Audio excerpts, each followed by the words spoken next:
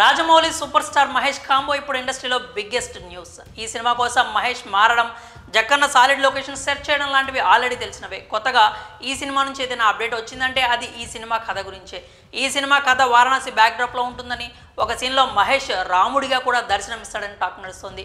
Official announcements అయితే రాలేదులే, కానీ gossips మాత్రం తెగ వైరల్ అవుతున్నాయి. ప్రస్తుతం ఈ మూవీ ప్రీ ప్రొడక్షన్ వర్క్ జరుగుతోంది. దాంతోపాటు అటు కాస్టింగ్ను కూడా ఫైనల్ చేసే పనిలో ఉన్నాడు జక్కన్న. ఈ సినిమాతో ఖచ్చితంగా టాలీవుడ్, బాలీవుడ్తో పాటు హాలీవుడ్ రేంజ్లో మహేష్ పేరు మోత మోగిపోతుంది.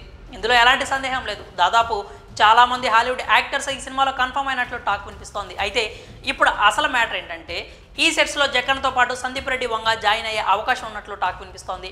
ఈ న్యూస్ విని అంతా షాక్ అయ్యారు. ఎందుకంటే సందీప్ ఆల్రెడీ స్పిరిట్తో కమిట్ అయిన సంగతి తెలిసిందే. ప్రభాస్తో మూవీ అంటే చాలా ప్లాన్డ్గా దానికే పరిమితమై ఉండాలి. పైగా త్వరలోనే స్పిరిట్ మూవీ షూట్ను కూడా స్టార్ట్ చేస్తామని చెప్పారు. మరి అలాంటిది ఇప్పుడు సందీప్ సడన్గా జక్కన్న టీంలో జాయిన్ అయితే ఎలా అనే సందేహాలు మొదలయ్యాయి. అసలు ఈ టాక్ ఎందుకు వచ్చిందని ఆరాధిస్తే సందీప్ పాత వీడియో ఒకటి బయటపడింది.